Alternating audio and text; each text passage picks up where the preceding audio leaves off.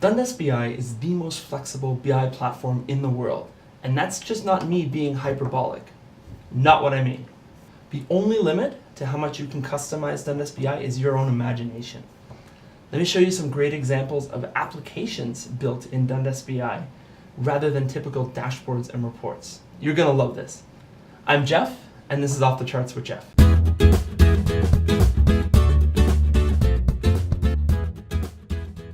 Check out this dashboard.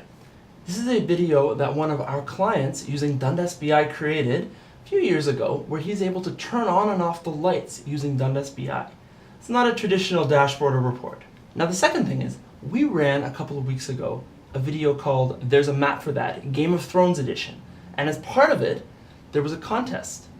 What I want to do is build a dashboard where we can simulate taking a box, shaking that box, and pulling names out to determine the winner. So that's what I'm going to do today. I'm going to build this dashboard for you and walk you through how we can create this. And the great example is it's not a traditional dashboard or report. This is showing you how you can actually create general applications in Dundas BI if you want to. That's how flexible it is. So the first thing I'm going to do is prepare some data. I'm going to create a data cube and use the data input in order to create a column where I can paste in all of the contestants. Made up names in this case, so I don't want to accidentally give away anyone's personal information if you're curious. Then we move on to building a dashboard.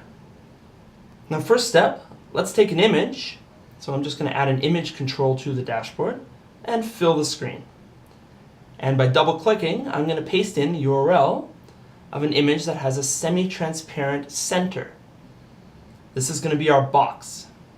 And just resize this to fit. So let's go to that data cube that we created and simply drag on that names column that we created. You'll see that will bring in the data, which I'm then going to go and revisualize as something called a word cloud.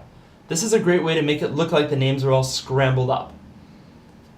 We'll just change some properties really quickly to make these appear a bit bigger. And then I'm going to send it to the back so that it appears behind our box. Let's make a copy, and I'm going to add a data label. This label is going to represent the winner. So I want the winner to appear large. So I'm just going to take this, I'm going to center that text really quickly using some properties, and again make it a lot bigger. So there's center, and set the font size. So that would represent the winner. Now I'm going to quickly run over to look, and I'm going to set this opacity to be 1. I don't want it to appear, because I'm going to show this later via script after the winner's been chosen. Let's go and add a filter control. So this is going to determine which names have been selected. Now one thing I've done is I've gone ahead and added a dummy name to this. So by selecting that dummy, I basically want to select it and say everybody else is allowed. So I'm just going to invert our selection. And what my script is going to do is take this dummy and just keep cloning it and then choosing the next name and adding them and removing them over and over and over again on a timer. So we added our timer. With the timer, we're going to set it to, you can choose the time, how quickly you want this to run. But let's go and add a script to the tick event. So there's our script that's going to choose a name randomly, and when it's done, it's going to hide the word cloud and show our data label. It also has a shake effect on that box so that it appears like somebody's moving it. So just a couple lines of code to add that animation. Now let's run it. And drum roll please. Every time we shake this box, a name pops off the list, and very quickly we're going to get to the point where we have a single winner, where we're going to show that fancy data label that I put in earlier.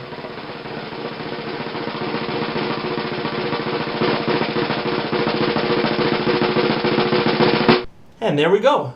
Linwood would be our winner. Now how cool is that? Using data input, a little bit of script, an image, and some filtering, I was able to really quickly create a pretty neat presentation for a winner for this contest. If you're new to Dundas BI and you want to learn a little bit more, run over to our e-learning center. Here's a place where you can go and you can learn all the functionality within Dundas BI at your own pace. It's a great learning resource. That's all for now. We'd love to hear from you if you have any feedback. Ask Jeff at dundas.com. Otherwise, we'll see you next time.